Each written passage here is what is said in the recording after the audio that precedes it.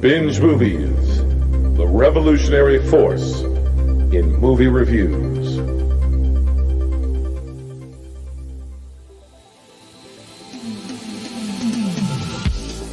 Coming to you from the last video store in the universe, it's Binge Movies 129.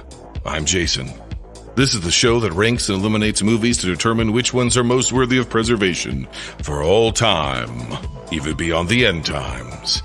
On this episode, we rank Cronenberg.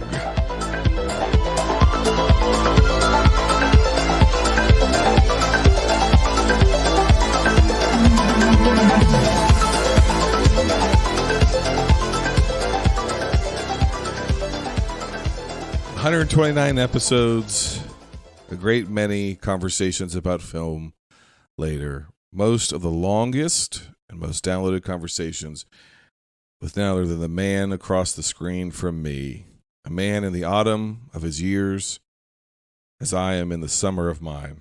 Paul from The Countdown, yada, yada, yada. We're here to talk about sex perverts, Paul. You are a sex pervert and licensed therapist. Let's get into it. In that order.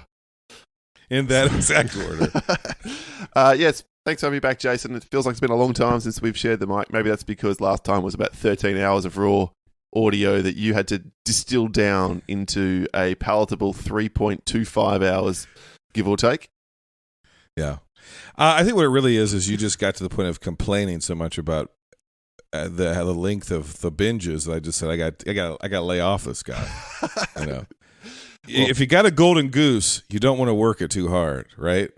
And you're the goose that keeps on giving, but you can only give so much, Paul. Well, you can only shit out as many eggs as you can in one particular day. That's true. But no, yeah. It's a pleasure to be back. I always enjoy these conversations. I can't promise where I'm going to land on these films, but I will say this. At least we're not dealing with Dom DeLuise or talking monkeys or singing monkeys. Yeah. Or biplane flying monkeys, aviator monkeys, surgeon monkeys. This is absolutely a step in the right direction as far as I'm concerned. So I'm pleased that you reserved me for the sex pest / degenerate / whatever you want to call it episode. Now, in David Cronenberg's latest film, they have a byline or a line in the film that says surgery is the new sex. Oh, God. That sounds like crash ready. And I just want to say, for Paul and I, monkeys are the new sex.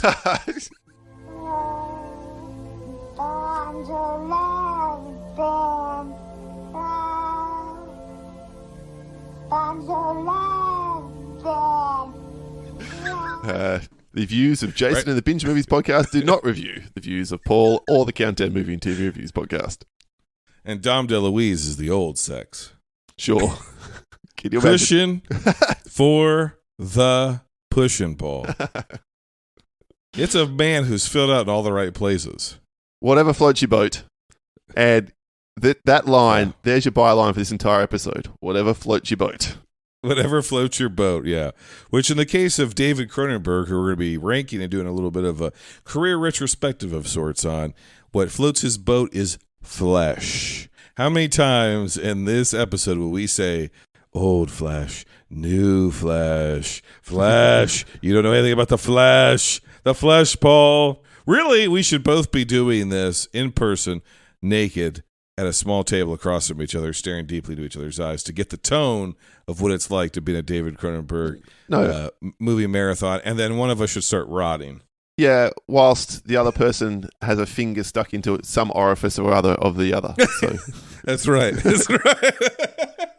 All of our orifices are clear, at least above the table, as far as I know. Butt plugs aside, we are ready to go. Paul, my precious friend, my precious jewel. Paul, who must be protected at all costs. The golden guest, the golden god of guests. What's your history of David Cronenberg? I've seen most of his films, have seen a few of them, one of these included at the cinema. I would say I was middling on Cronenberg before doing this retrospective. Some of his films I really, really like. Some of his hit films completely and utterly missed the mark for me. The worst of which, off the top of my head, being the aforementioned Crash, which is one of the most head-scratchingly, disgustingly awful films I've ever had the misfortune of sitting through. I guess we'll find out about these ones where they fall in that sort of spectrum. What did you just said? Head-spinning, disgustingly awful films? Yep. Head-scratchingly, disgusting, awful films. Does that include or not include The Suckling? The Suckling wasn't David Cronenberg. Oh, you're saying in that era. Yeah, Yes. but you said it's one of the most Suckling's right up there. disgustingly awful films. You're telling me that Crash is more disgusting and awful than The Suckling? No, it's not. It's not more disgusting or awful than a Serbian film if you want to pick something else off the top of my head. Okay. But it's in that top 10 films. It's certainly one that I went to a cinema to see that had a wide release. I would. Did you wear a trench coat? No, strangely enough. And it was, from vague memory, it was at our art house cinema that is no longer in existence here in Perth. Yeah. Is art house a euphemism, Paul? Let's get into it. No, not in this case, but it may be. Did you cut a hole in the bottom of the popcorn box? It gets bigger when I pull on it. No, not for Crash. Okay. Okay, all right.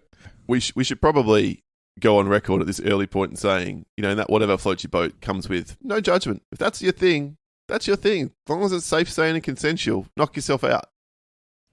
Because this episode is going to go places where, there'll be more head scratching and probably try not to be too subjectively judgmental about what other people's kinks may be. Say something crazy like I'm wearing ladies' underwear. I'm wearing ladies' underwear. Are you? I most certainly am not.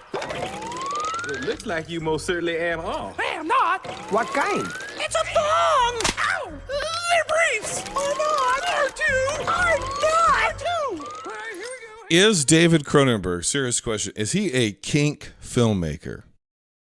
I think he's the most mainstream kink filmmaker that is working. And he's held in pretty high regard by a lot of circles. And yet he definitely, there's a recent quote from him that says, I'm not trying to freak people out or do weird stuff. I just make movies about the things I think about and the things I think we all think about. Good on you, David. whatever way you can justify yourself, that's okay by me. I'm not sure half of what you think about has ever crossed my mind before sitting down to watch one of your films. Okay. As a clinician and as a film critic, which hat you think are you going to wear more today? Film critic or clinician? I'll try and stick with the film critic hat, but no doubt we will segue into some clinician territory at times. Okay. I'll try not to though, because that's pretty boring. Whereas me just going, oh my God, is probably slightly more entertaining.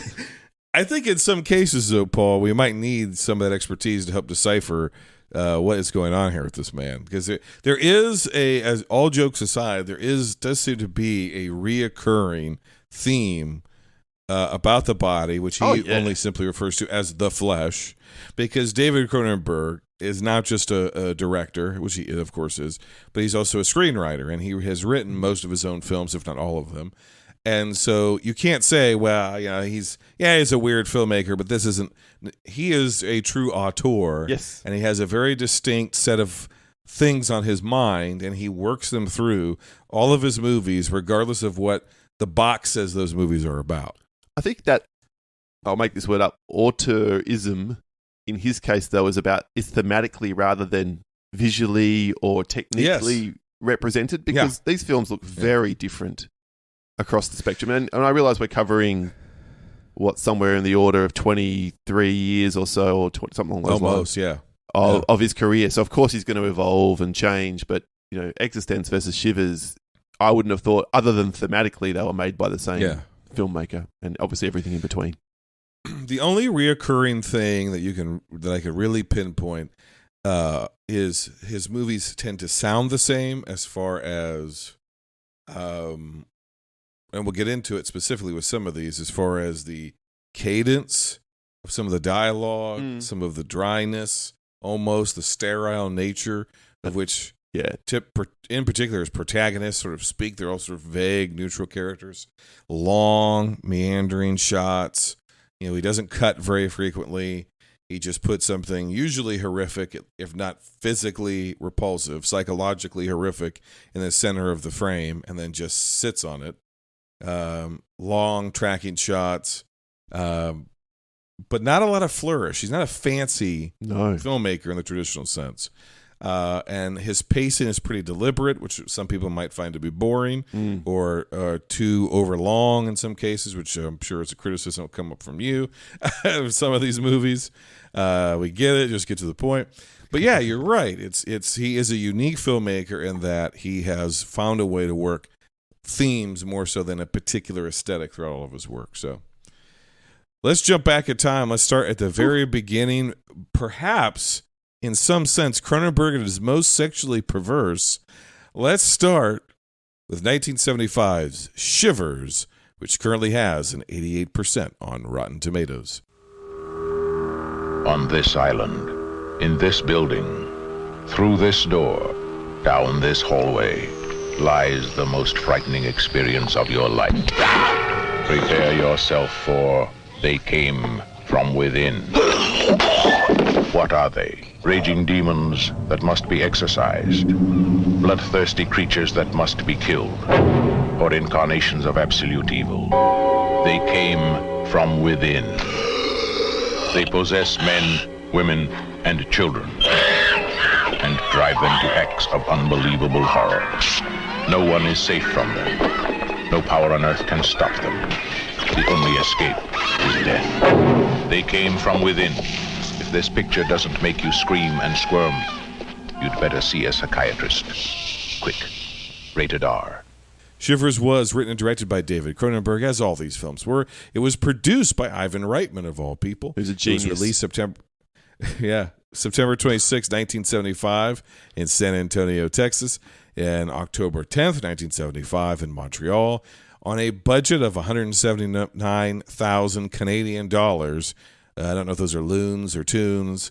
Canadian binge lords, help me out. Loonies, toonies, I don't know.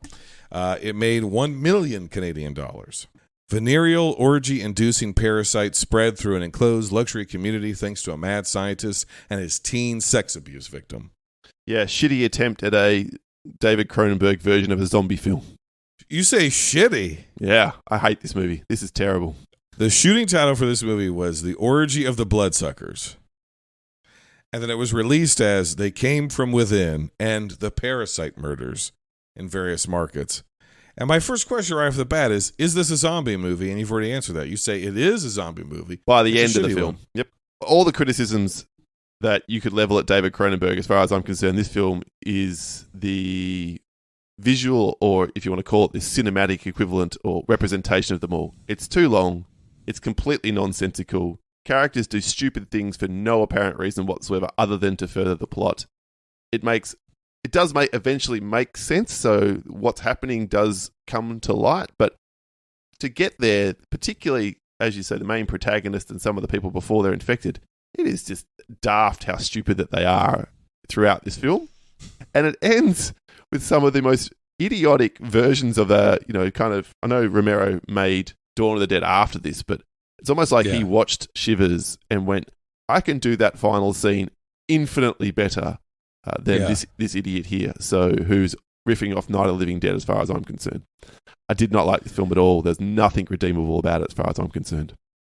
Well, okay. I think that this is the world of this film is a ugly world populated by ugly people in ugly clothes doing ugly things. And I think this is one of the few movies, however, that has an actual joke. And Cronenberg's sense of humor seems to be, at least at this time, having someone violently vomit a parasite over a balcony onto an old lady as she's going for a walk. And this is only his third feature film. It's basically his first actual theatrically released film for all intents and purposes. Already we see his fascination with aberrant behavior and the transmutation of the body. Yep. He's combining ideas of organic pollution with existing moral pollution. So this is maybe one of his lesser seen films, except for hardcore horror fans or Cronenberg fans. Essentially, it's about a mad scientist who thinks that if you could genetically engineer a parasite to replace organs in the human body. That's the cover story. What he's actually doing is he thinks that human beings have become they've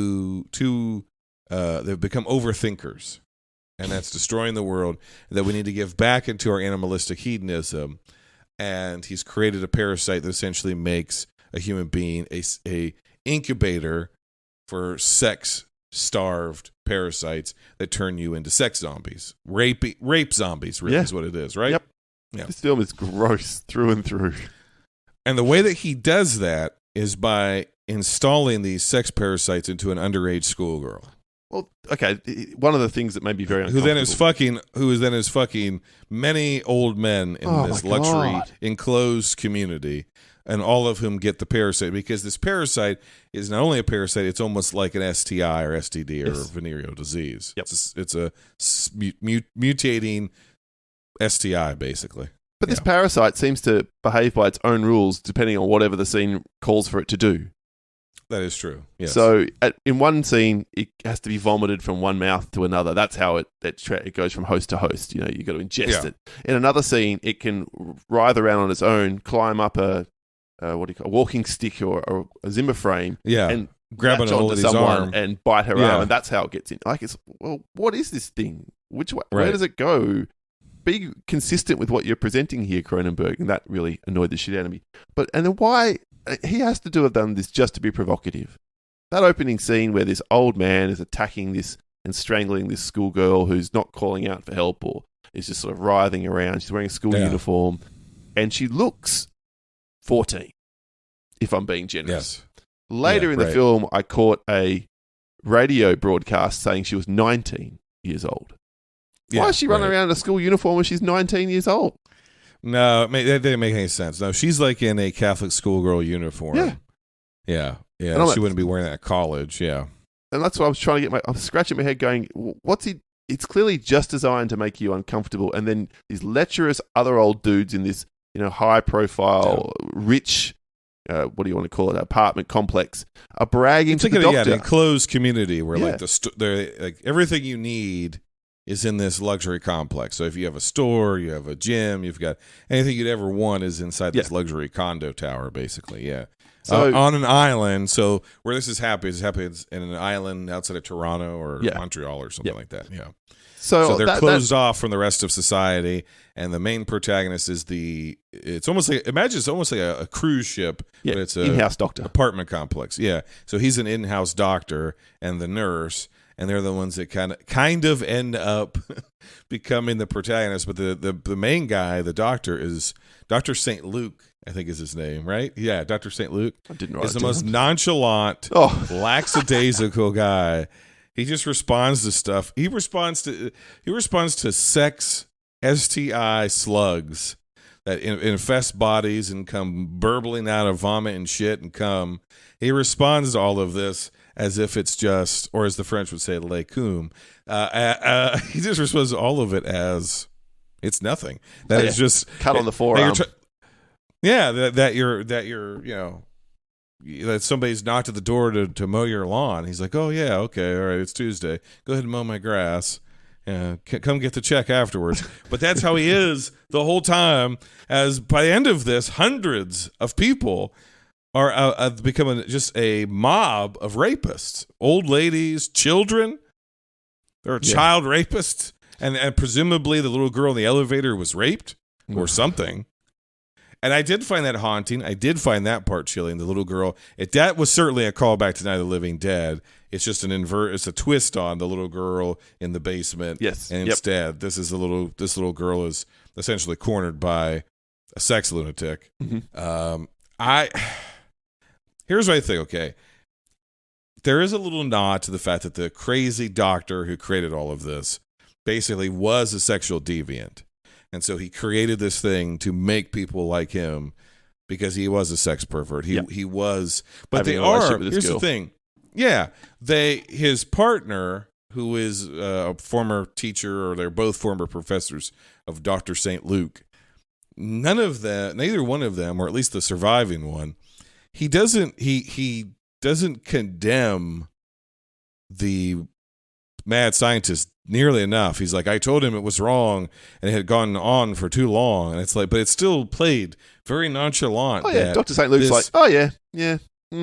this 70-year-old man was having quote unquote an affair with, I know they say she's 19, but you're right, she's presented as a schoolgirl, and that he then replaced her organs with sex parasites. It's bizarre, right? Like, it should have been a little bit more condemning towards that, because I think, if I had to guess, I think the theme that he's going for is that, the parasites, the shivers, they're the slug things that, they're this disease that makes people sexual deviants, but they were really, I think he's really trying to make the case that we're all sex deviants, right? Isn't that it? That we're all debauched and debased. Really, it's the slugs are not, they're not doing anything to us that we don't want to do, that we're not already doing ourselves. Isn't that a gist that you kind of get from it? Yeah, I think it is, which is a bizarre kind of message as far as I'm concerned. It's like, you're all as bad as I am, really, deep down, which is not just the mad scientist who then, for whatever strange reason, slits his own throat in the opening scene. None of that. Well, he's been fucking that girl, so he assumes he has the parasite. But if that's what he wanted everyone to be like, then, oh well. But he was already. You're right. It's inconsistent. So none of this really makes any sense to me. But yeah, I think you are spot on in saying that Cronenberg is commenting that deep down we're all disgusting perverts, and this is just we one all way. just want an orgy. Yeah, well, and we want what we want, and we're going to take it. And really, it's just the thin veneer of society that holds us back from all being like this. Okay. Yeah. The only person I know who's ever been in a gangbang is not on this call. You know him. There's a little tease for you binge lords out there. You know him well, Paul. Look, I also think movies at this time in particular, and for a long time, unfortunately, had a pretty flagrant problem with women, the presentation of abusive sex, and rape and pleasure, as well as rape as plot point to justify male actions. So, like, it's the old trope of, well, she didn't really want it, but the cowboy sleeps there anyways, so then you could tell she enjoyed it, or she doesn't even want to be kissed, but the hero kisses her anyways, and she's like, oh, or just using at this time frame rape as a plot point for male revenge, right? Yep. Charles Bronson, somebody rapes his daughter, somebody rapes his wife, he's got to go kill everybody, and it's just like, that's where movies were. And this certainly falls in line with that. It was disappointing about the movie is that Cronenberg definitely seems to be a writer and director with more on his mind, and yet this movie falls short. Like, if you're going to deal with these themes, he's the guy that goes into taboos. He's the guy that goes into stuff and presents things to us very flatly, very matter-of-factly almost, that are not polite at the very least for public discourse, or to talk about in public, and he doesn't care. And then he goes well beyond that. And yet, it doesn't, with this movie, it doesn't really seem as if he has anything to say about it. It does seem like he's just doing it, to use your phrase, for shock horror. Mm-hmm. That this is just a shock, that this is, it's a grindhouse movie, it's an exploitation movie. That's all it really has to offer. Overall, however, I'm conflicted about the film, because I think the creature effects, based on the time, the budget, etc., are well done enough and hold up decently enough, considering age and budget. I think there's something to say about it, because at this point he's already a director and writer capable of like creating his mood and discomfort through minimalism, and there's a disgustingness to the movie, and the movie unsettled me in a way. It didn't scare me, obviously, but it unsettled me in a way that actually lingered with me for a few days, because I just found it so kind of morally repugnant in a certain sense. And then it's kind of the intention of the film. So it's like knowing the man, knowing the era, knowing that this story wasn't going to end well. It has a very dystopian sort of ending. And yet being left creeped out by it, I ended up liking it a lot more than I thought I would. Okay. We might very much differ then on this. My score is going to be way too high, but wait for my rank before you kick the shit out of me, okay? All right. My score is a 7.5 out of 10. I'm waiting for see his face. Holy shit. My rank is number 4. I'm stunned that there could be anything worse than this film. on this list. This is by far the worst of my week. Like, it's daylight from this one to my number 4. I gave this a 3.2 out of 10, and it's bloody lucky it even got that. I cannot tell you how many times I sat there in this film going, well, that's stupid, and that's stupid. It was just one scene after another, right the way down to the so-called climax of this film, where our doctor is trying to get out of the building, and they, as if they're a hive mind, now suddenly start flocking and, corralling him. Like, hang on, when was this established that this slug moves people together to achieve its end? This is why I felt like it becomes sort of like a zombie film for me. Yeah, sure. And they get him or whatever else, and then, great big orgy ensues, and then somehow this parasite is so sophisticated, it then calms everybody down to the point where they can get in their cars and drive with the purpose of spreading it through the greater Canada area.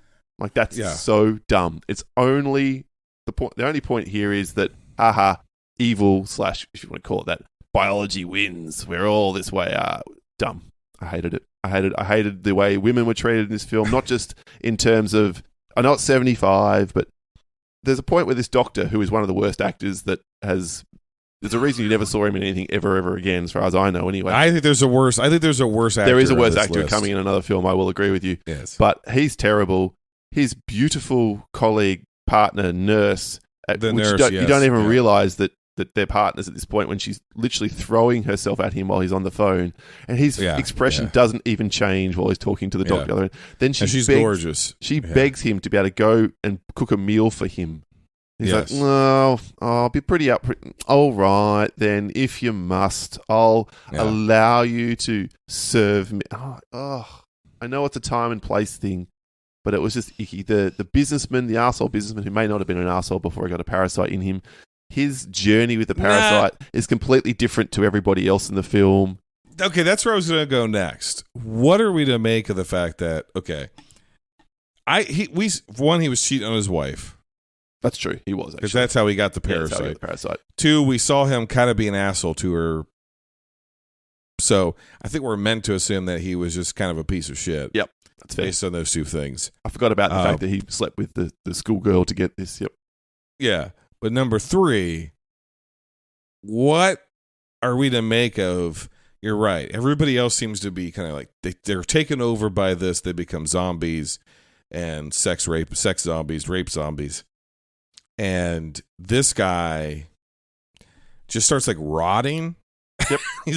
he just was like profusely vomiting these slugs, except for one, which then he like coaxes into kind of staying in him. He's like, oh yeah, buddy. We're gonna be good friends. And then he basically just dies from having too many slugs inside of him. Yep. Again, none of it makes any sense. And this is why it's gross. It's gross, but nobody else dies that way. Everybody else seems fine. Yep. And it's like, okay, what's this? Is there a statement there, or just need more gore effect? What's going on here? I just think Cronenberg threw everything at the wall and just hoped some of it stuck. There was the script to this is horrendous. It's really badly written. From a technical standpoint, sure, I get what you're saying about the effects being better than $179,000 Canadian dollars in 1975 would produce. I would agree. But everything else about this film, as far as I'm concerned, stinks. So this is your worst of the week. You gave it a 3 out of 3.2 out of 10. 3.2 out of 10. Okay, moving on to 1981's Scanners, which currently has a 78% on Rotten Tomatoes. You are watching the live filming of a theater audience reaction to scenes from the motion picture Scanners. 10 seconds, the pain begins. 15 seconds, you can't breathe. 20 seconds, you explode. Experience the terrifying power of Scanners. Their thoughts can kill. Rated R. Scanners, now showing at a theater near you. Scanners was written and directed by David Cronenberg. It is the triumphant return of Michael Ironside, who I have seen in so many things in the show. I don't even know the last thing I saw him in. I do want to nominate him for the Binge Lords. Maybe I'll put the poll up on Patreon, patreon.com/binge movies, and let the patrons vote, probably our top tier patrons. Do we think Michael Ironside should be added as a patron saint of Binge Movies? This film was released January 14th, 1981 in the United States, January 16th, 1981 in Canada. On a budget of unavailable, it made $14.2 million. Pharmaceutical freaks caught in corporate conspiracy, control, and blow minds. Heads will roll or at least explode when telekinesis gets the Cronenberg treatment. Tagline of this movie, 10 seconds, the pain begins. 15 seconds, you can't breathe. 20 seconds, you explode. Great tagline. Everything about this movie I should love. I've watched it repeatedly. I always go back to it. I try to fall in love with this movie because there's something about the tone. There's something about the ideas that are in this movie. There's something here that to me should be an all-time classic. And it's hampered by Stephen Lack as one of the worst male leads in cinema history. 100%. And his face is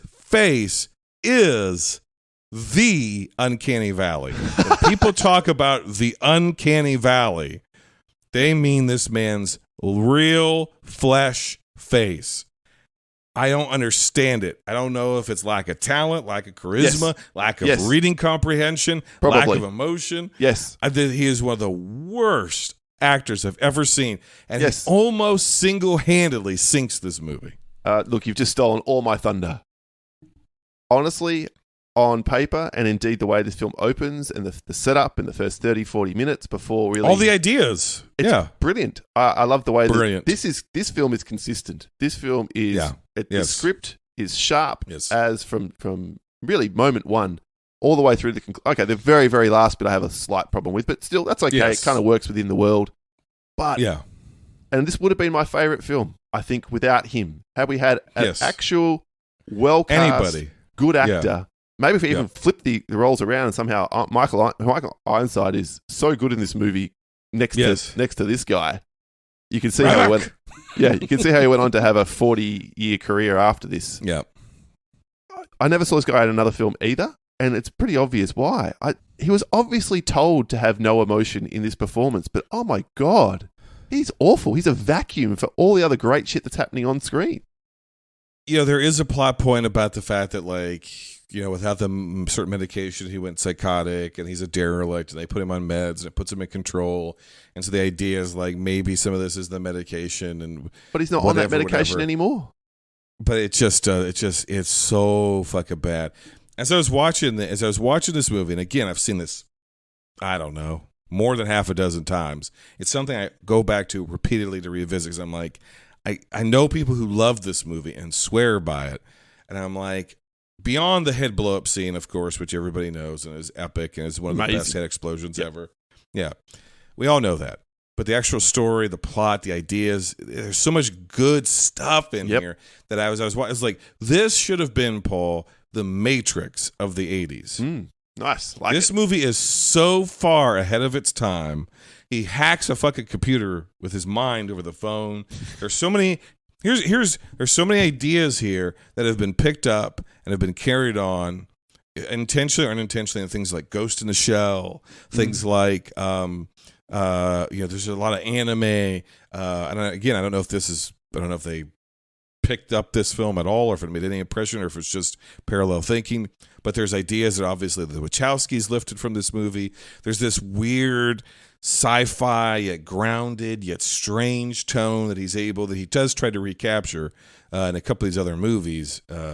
One, I think, to great success, and one to not great success. And I think that's where we'll deviate. It's just like, this should be, and some people already, classify this as a Criterion collection film. Mm-hmm. Yeah. This should be an all-time classic movie. This should be a movie that, like, for people like you and I, who are horror guys, who are sci-fi guys, who are movie guys, who are cinephiles, this should be something that we just go back to again and again and again, because it is the source code of so much stuff.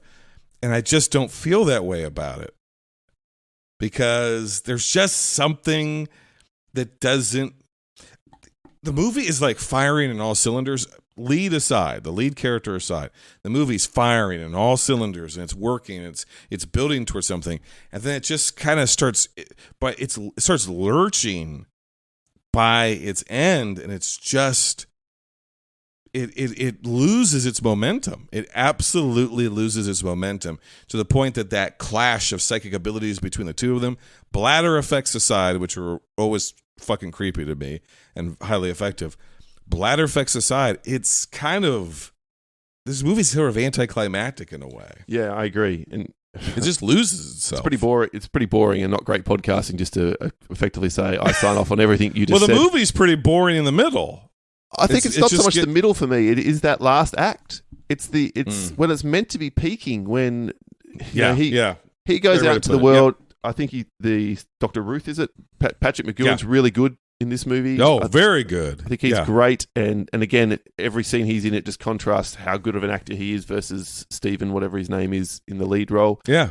He goes out into the world and he finds this rebel group of scanners who are working against, what's Michael Ironside's character's name? Revok. Daryl Revok. And even the I've skipped over some great stuff, like the introduction of Revok and how he blows that guy's head up just because he can, and he's eliminating all the scanners that aren't aligned with him. Brilliant. Then you find out this company is it makes perfect sense. It's created all these scanners with these drugs that Dr. Ruth was injecting pregnant women with all those years ago. And now Revok's trying to redo the same thing to create his own scanner army. Oh, that's great. Oh, that's excellent. And there's a mole on the inside, though I don't know why we had to keep Revok's identity hidden for so long, because it could only be one person that the mole was talking to at the train station. But that's of course, that's a small aside. It all works really well. I would say all the way up to when they are finally captured. He and this out of nowhere love interest, which isn't developed at all, really. No. That's also a bit of a problem with the film. They're captured. The mole's torturing her or beating her up to get information basically from her. He busts out. She uses her scanning powers to get away. And then it kind of goes into, well, it's all a bit... I like the bits where they're getting guards to point the guns at themselves and shoot themselves, all that kind of stuff. Yes. That's all good. They get out, and then that scene you describe where he hacks a computer with his mind goes on for about 15 minutes. It's just too long. It takes all the wind out of the movie sales, as far as I'm concerned. And then we get the anticlimactic battle where the female character is just being relegated to laying unconscious in a room off the side, which is, again, a bit disappointing. Though I did like the reveal in the same year, I think, as Empire Strikes Back, that they're brothers, and that's why Revok hasn't been trying to kill. Although it makes no sense that Revok hasn't been trying to kill him, because these guys are firing guns at our hero. That's my point. Yeah, that's what I was going to go to, is like, okay, I think the plot point is not less for a twist and more so to explain why our main character, you said Stephen, what's his name? His name is Stephen Lack. So when I said he lacked charisma, it's an apt name. It's the pun wrote itself. It was a self-fulfilling prophecy, at least when it came to acting. But yeah, Revok is like, well, the reason you are dead is because I've actually been protecting you. How? And then he's like, well, if you won't join me, then I'm gonna suck your brains dry, scanner style. Which, and as you are, I know you are a Starship Troopers fan, Paul. He does that line again when he picks the guy's head up, and he's like, brain's been sucked dry. It's a callback to Scanners. Okay, I didn't realize. Yeah. Yep. Yeah. And so it's like, it doesn't make any sense because they've been trying to kill him the entire time. You can't just say, well, the reason you are dead is because we were only faking like we were trying to kill you. No, they've been trying to kill the guy. And do they really need to be the children of Dr. Ruth? Literally, they already were, because he was the scientist behind. Yeah, that's Ephemeral. one step too far. Actually, you're right. Yep. Yeah. So it's just like one step too far, and then there's a confrontation between them, and also like in that confrontation, Michael Ironside is clearly overpowering him. And the idea that somehow he just like transferred consciousness at the very last second. It's we won, Kim. We won. Yeah. And the scar's missing, and the his eyes have changed colors. But it's like, I just don't buy the ending. So maybe it's less than half. Maybe it's the last third. Yeah. It just, to me, the movie falls apart, and I don't know why, and I've never been able to just completely get through it. It's not a horrible film. I don't hate the movie at all. It's just like it's almost frustrating because I have these movies in my life, Paul, and maybe you're built different than me, so you're kind of not like this, but maybe you have something like this where you want to love it, a film. Yeah, occasionally I'll fall into that category. Yep. You're like, man, I like this, or it's okay, but God, there's stuff here that I know if it was just rearranged a little bit, you'd be speaking my language. Like I would be in love with this movie. Yep. This is one of those things, and I just always walk away fucking frustrated and kind of with a migraine after watching this movie. It really gives me a headache. Yeah, it really does give me a headache. I saw this. I watched the film when I was way too young. Probably watched it when I was 12 or 13. Didn't really get it. Yeah. Didn't really stand out in my mind. Obviously, I remember the head explosion scene. Obviously, I remember the awesome poster, which doesn't really make any sense because it doesn't really happen that way in the film, where it looks like he's burning up from the inside, Michael Ironside, and using his powers. But rewatching it for this, halfway through, I'm like, damn, this film is brilliant. This is really good. Yes. It's nailing, other than the lead actor, which by that point in time, he's not going to change his acting style. He's not coming out of any fugue state. He is just shit. I'm like, okay, I could probably get past that, but by the end, I'm like, nah, it's fallen down my rankings. It's good. I'm really pleased. I watched it again. Thank you for giving it as part of this Cronenberg retrospective. I'm not unhappy with my time with it, but it doesn't quite get there for all the reasons we described. And I think the reasons it's likable and not lovable is all the things that you've said and I've sort of ticked up on. It doesn't quite nail the landing at all, and it's got a really terrible lead that should never have got past the first walk in the room to read for the role. No. Have you seen any of the many sequels and offshoots like Scanner Cop? No, I didn't even realize they were meant to be offshoots. Los Angeles. How's it going, Kim? Without warning. Without mercy. They're killing cops. My men are dying out there. And only one man can stop it. With your help, we might be able to save their lives. Meet the future of law enforcement. He has the most terrifying power ever created. What the hell happened back there? What I saw wasn't normal. He's a scanner. Oh, you've never seen Scanner Cop or Scanner Cop 2? No. I don't think he owned the rights to this. Basically, he wrote it. It was like whoever had this, and so they just started making direct-to-video '80s sequels to this. And it seems to me that maybe for Patreon we'll have to watch a Scanner Cop together. Paul, what do you think? Yeah, okay, why not? Looking for even more unique and creative movie content? Become a patron. Choose between 3 levels, and you'll get benefits like a personalized membership card, exclusive shows, early instant reactions to new releases, episode voting power, live streams, and more. Join today. Patreon.com/binge movies. Okay, there was supposed to be a reboot of this film, and this is one of those things where I'm like, as I was watching it, I was like, the right director could reboot this, and I think actually improve upon it. Who would you say is the right director? I have no fucking clue. But apparently there was somebody did present Cronenberg with a reboot option. I think the rights, eventually he bought them back or they reverted back to him, and he would not give his blessing. Yeah. And he was like, no, I can't remake this movie. Yeah. If there were to get a modern update, what would it be? Because I don't know that you could do pharmaceuticals. I don't know that he could just be... I don't even know what Revik, did he even have a job? I don't know. Did the other guy was a homeless guy? Mm-hmm. Would it be Scanner DoorDasher, Scanner Cam Girl? Like what, like Scanner OnlyFans? Like what would the modern version be? I don't know. How about Scanner... Scanner Podcaster? Yeah, Scanner Televangelist, Scanner Influencer. Scanner Influencer, there you go. Scanner Influencer. Yep. Oh, actually, there might actually be a little something there, right? So you can control the minds of your audience. Yep. And you now a scanner would have the bandwidth of the internet. Yep. Holy shit, Paul, you're a fucking genius. Thank you. That's why I love you. I think here's what we do. I think we should do a cop episode, but it should be filled with nothing but scanner cops, maniac cops. Like, because there was that straight to video run where it was just like blank cops, a blank cop, wolf cop. You know what I mean?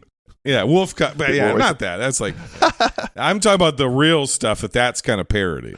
Yes, okay. I think we got to go back to it. I need to bring it back because you've now been on at least 2 episodes in a row of good movies, and that's got to stop. Well, hang on. Don't we have our horror lineup coming?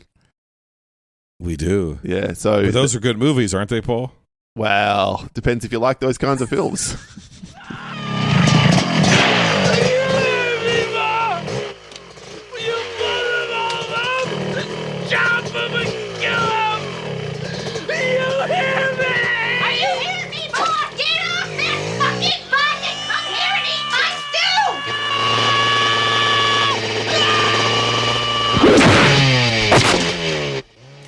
The exploding head, of course, is classic. The advent of bladder effects in the 80s led to all kinds of grotesqueries, of which this movie is filled with a plenty. This was a great era. Late 70s, early 80s was a great era for corporate espionage. Yes, like paranoid thrillers, which is what this movie is. And when those are done good, I like those. My summary of it, because of pacing, performance, dialogue, it's an okay movie that should have been great. And in the world of David Cronenberg, if comedy is vomiting slugs on an elderly woman, a happy ending is having your veins melted by your brother and transferring your consciousness into him before you won. Force him to spontaneously combust. That's the happy ending. Yep. Everybody is dead, and you have swapped consciousness with your spontaneously combusted evil brother. No, but you've also possibly got the girl. So, hooray. Maybe, yeah.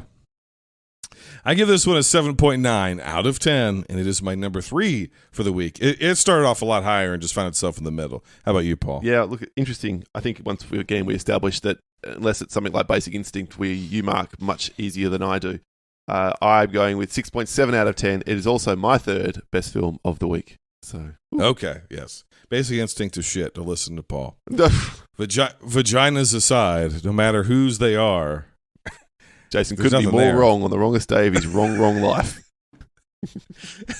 Paul only likes that movie because he was a teenage boy and he got to see Sharon Stone at arguably her peak show her vagina in a public movie theater. Inarguably. Nah, I think her peak was Total Recall. Total Recall is pretty good too. Yeah. All right, moving along. Speaking of sleaze, it's time. You think we're sleazy? Wait for this film. It's 1983's Videodrome, which currently has a 79% on Rotten Tomatoes.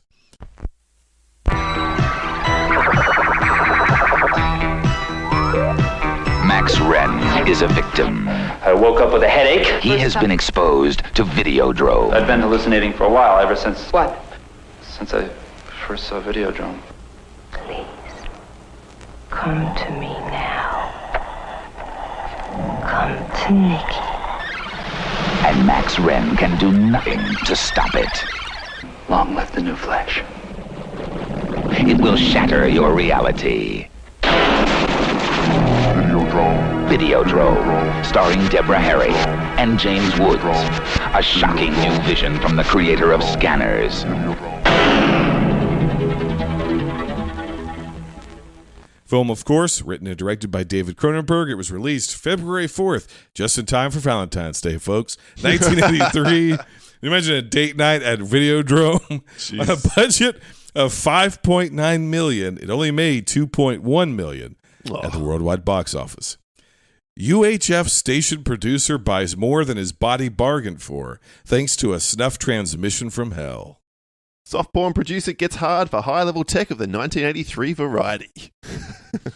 In this time frame, there was legitimate, at least in the United States, because I always have to put a caveat on it because we have a worldwide audience and I've got a worldwide podcaster sitting right across from me.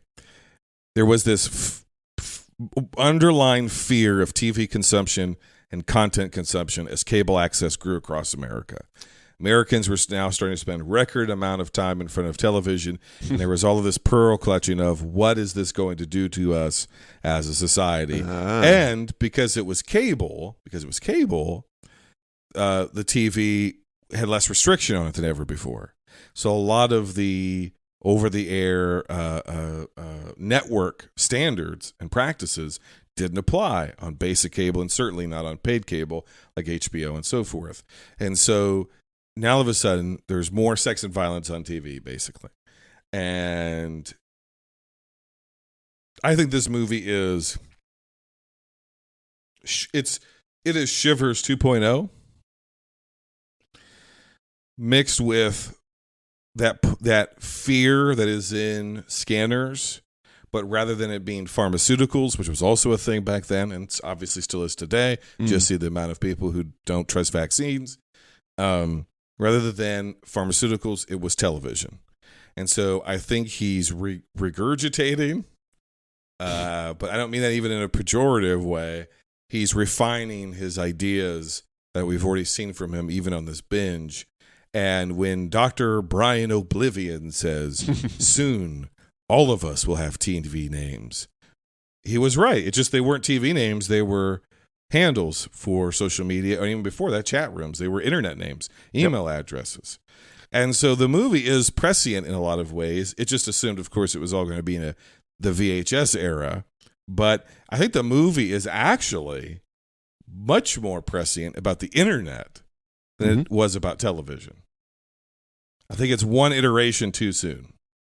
I think this film is a really good blend of what makes David Cronenberg work. Yeah. It is, yes, it goes down these body horror lines and it gets really weird and out there, but it's contextually makes sense in what the film presents to you. So it's not just weirdness for weirdness' sake. It all makes sense within the course of this film. And the central mystery, which eventually gets revealed in the way you just described, that it is all about, TV signals are going to take us all over and all the rest of that. That works really well as well. And unlike Stephen fucking Lack, it has James Wood, who, political leanings aside, is a good actor. Right. And he does really especially well at this in time role. in his life. Yeah. Yes. He's really giving it his all. He's convincing. He is a sleaze merchant. Convincingly sleazy. He's a sleaze merchant, and he taps his hot blonde secretary on the ass as he walks past her, because this is 1983 and that shit passed and flew. Yep. And, he hits live on Deborah Harry on air because she's wearing a hot dress and she's Deborah Harry, and that's also okay, but so is smoking live on air. All that stuff is, you just have to go, that aged well and sort of move past it. But the central narrative of this guy getting caught up in something that's much bigger than him, this conspiracy that's out there, him uncovering it and going through these really unsettling, really disturbing visions and the sexual sadism and violence that's in there that he clearly there's a part of him is a little attracted to, and of course he's so sleazy and he doesn't really know what to do with it and he thinks his audience will really get off on it.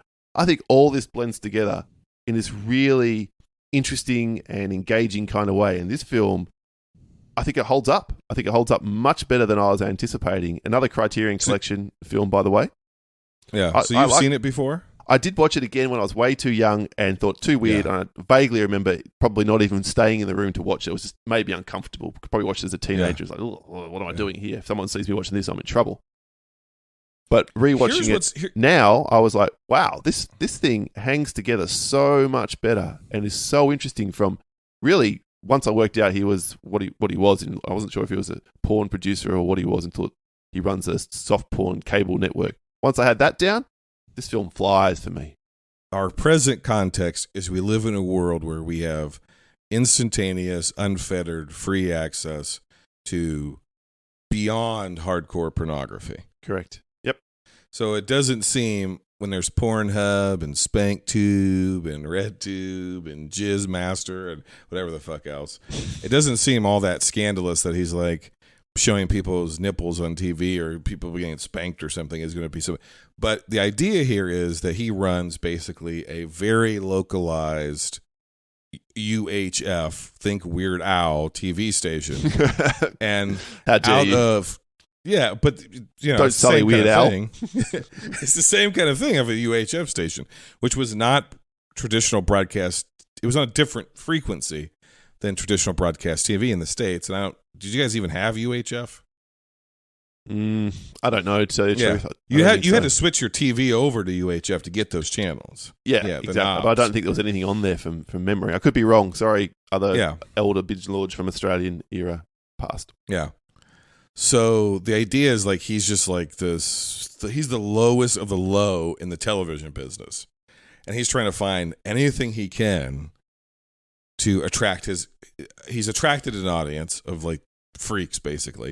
He's just trying to find anything he can to keep their appetite whetted. Get them titillated. Yep. To keep them titillated. But you're right. He is also seduced by these things. If not for lust, if not sexually, for just greed and control. And he likes having control over those people because he looks down on his audience. Yep. He looks down at the people that produce this content. He looks down at his everything. Even himself. He's like he's a sleazy guy who it's like he's revels in his sleaziness and also hates his sleaziness and it's his sleaziness is an undoing. He's sleazy in every way. He's sleazy with money and women, everything. Like everything. Yeah, and then he's seduced to an even darker side by Yes. I guess Deborah Harry in that time was the epitome of sexiness and whatever, and she's interested, but she's a hardcore masochist, and so she wants to be whipped and she wants to burn herself with cigarettes. And will you do this to me? And she's a radiotherapist, which was definitely a trend in the States at that time. And the radio station she works for is called Cram. Yeah. That's what Frasier's kind of based off of. Yeah, and without even saying it, part of what he's getting at is her radio station is called Cram.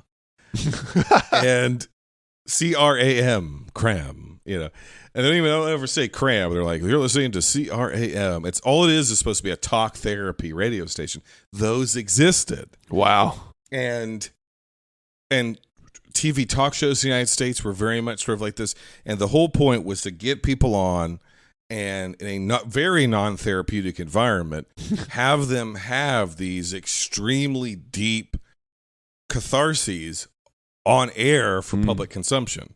And so there's something as equally sleazy about sort of pushing people into these emotional breakthroughs and then being like, okay, and then not having to be there for the cleanup, not having to be there for the fallout, the actual therapy. And so you have somebody sobbing on the phone and like, thanks, caller, and like, next, and there's just millions of people listening to it. And then, it's the irony of the therapist is the masochist. Mm-hmm. The person who's supposed to be bringing healing to the airwaves is the person who's like letting strangers cut her throat as a fetish and burn her with cigarettes and just weird shit. And the miracle of this movie, if you can call it that, or maybe like Jordan Peele would say, the bad miracle of this movie is the movie feels pornographic in a way that porn used to feel like. That taboo, that there's a brown paper bagness to it all. There's you gotta go to a weird place and a weird part of town and a weird bookstore to get that stuff. That movie captures the spirit of that, and there's not that much nudity in it. No, surprisingly, there's not that much overt. The most pornographic thing, other than James Woods' fucking chest vagina, gaping chest vagina, pulsating chest vagina, is the fucking pulsating TV. And somehow he sexualizes the TV in a way that feels pornographic.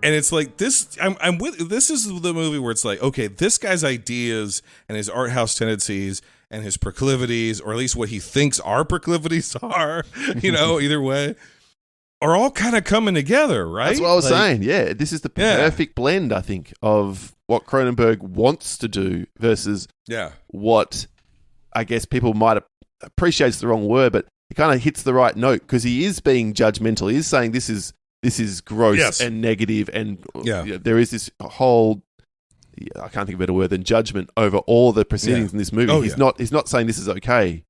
Whereas it felt like Shivers only 8 short years before, hey, we all should be doing this. This has a different, this has a real different vibe to it, and I think that's part of what makes it a much better film.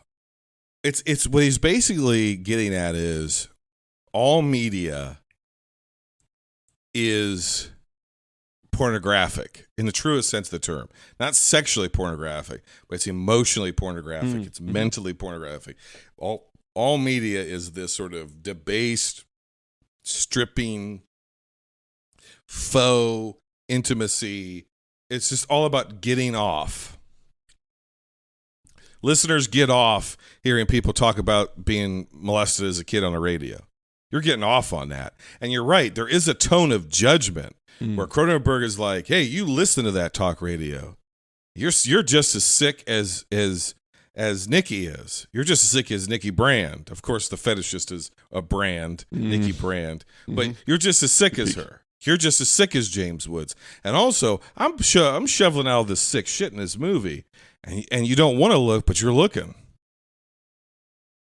And it's like you feel like he's judging you. Yeah. He's definitely judging society. He's definitely judging cable television. He's judging radio. And he's like, it's all perverse. It's all sick. And it's all, your fears of being corrupted by it are well-founded. We're all being corrupted by the media. And we're all being warped as human beings. And a lesser movie, a dumber movie, movies that you and I have sat through, especially in the horror genre for this show, would have said, oh, it's all hallucination. This is all in James Woods' mind. It's all a hallucination. This movie not only doubles down on, well, it is a hallucination, but it's a hallucination that actually transforms your body. Which is, and you're going to grow new organs. Yep. Your hallucinations are going to grow new organs in your body, including a vagina, which doubles as a VCR. And that's crazy, right? It's crazy. Right? We can sit here and talk about it, and in my mind, all this stuff holds up. It's all intriguing and interesting, and this is, again, I'm going to say it probably a couple more times before we finish this little mini review, but I think this is peak Cronenberg. I think this is where it all comes together. How perfect is Debbie Harry in this role? I'm even my age, Jason. I'm too young to have really understood the attraction to Deborah Harry. I didn't look at her when I was 15, circa 1990, 1991. Me either. And go, she's hot.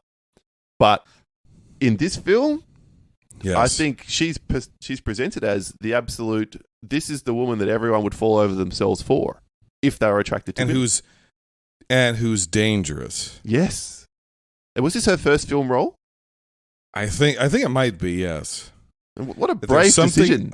There's something about this woman that is undoubtedly attractive.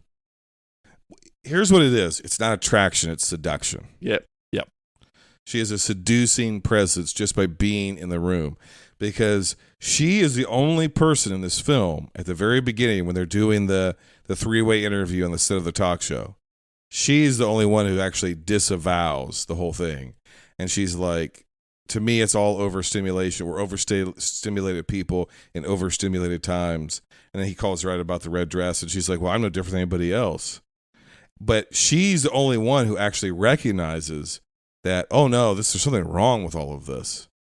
And as sick as sick is probably not the right word, as her kinks lead her into putting herself in personal danger. Again, a lesser movie would be like, oh, well, she never existed. She was a figment of his imagination, or she was part of the control from this radicalized group that behind Videodrome, and it's like, no, she was a real person, and they killed her. She's dead. Yep. By the time we get further down the rabbit hole, it's like, oh, she's dead.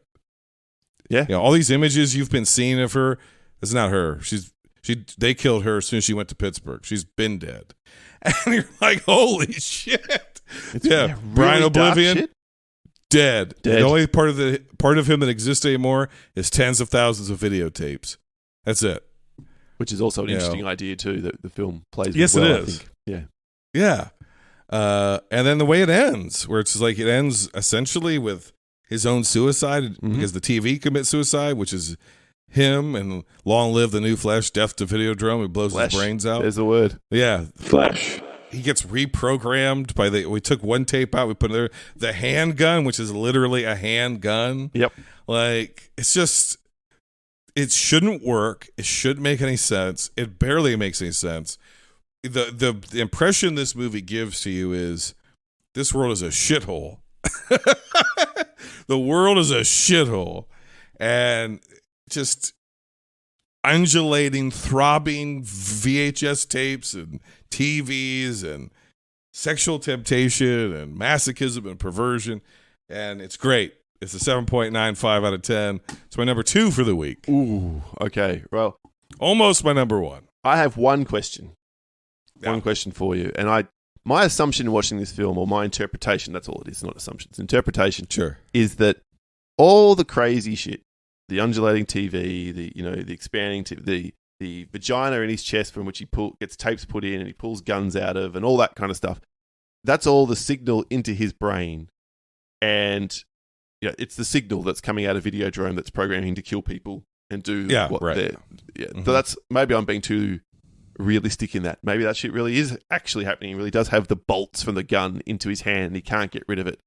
But I just interpreted that as being the signal making him do these things. Is that wildly off the mark? I think that's partially correct, but I think the movie is making the case that they're, with the Brian Oblivion character, that they're, when it comes to Videodrome and this new signal that they've created, there is no difference. Okay. That yes, it's a signal, but but because TV is becoming more real than reality to us. Mm-hmm. TV is overriding reality. Yeah, that is the message. Yep, spot on. I think this film's really good. It's not easily. It is my number 1 film of the week. It is my recommendation for The Vault. And I gave it... I know that's going to piss off a whole bunch of people with what's coming next, but I gave it a 7.5 out of 10. It just missed the mark because of our next film. Yeah, there's no point in burying the lead. It is, of course, I'm talking about 1986's The Fly, which currently has a 92% on Rotten Tomatoes. When a brilliant invention goes horribly wrong. You're changing, Seth. Everything about you is changing. All she can do is watch. Don't go back to him. I have to go back to him. As he becomes the Fly. Help me. Please help me. Rated R. Starts tomorrow at theaters everywhere. The Fly was directed by David Cronenberg. It's a screenplay by Charles Edward Pogue and David Cronenberg. It is based on The Fly by George Langeland. It was released August 15th, 1986, on a budget of somewhere between $9 and $15 million. It made $60.6 million, by far his biggest hit. And this is his most beloved movie. Yep. This was the crossover mainstream film. Shut-in scientist scrambles his molecules and splices his genes thanks to a teleportation test with tragic results. The endearing love story of a woman having to choose between a monster and a guy who turns into a fly. Ooh. Okay, we're going to come back to that because you might have just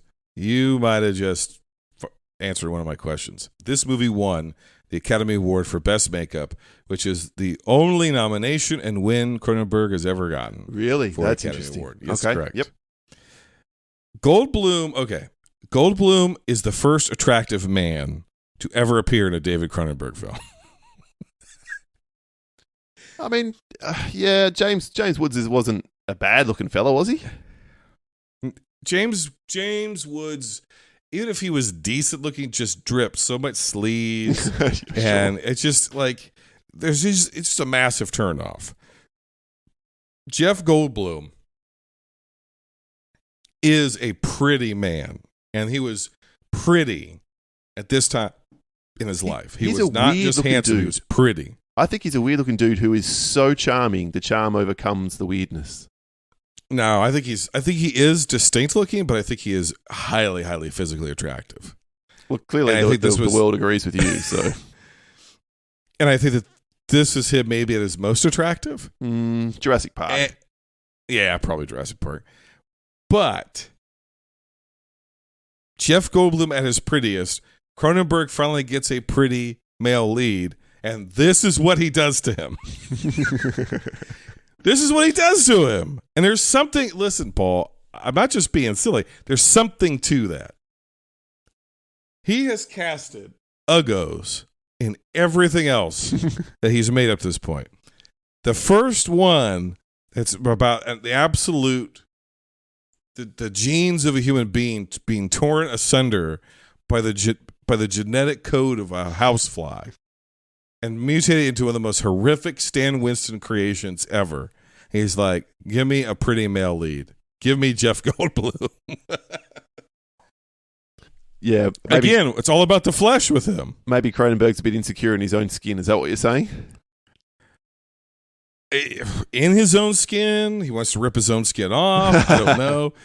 There's a little thing here that's a little too obvious, which is technology and flesh.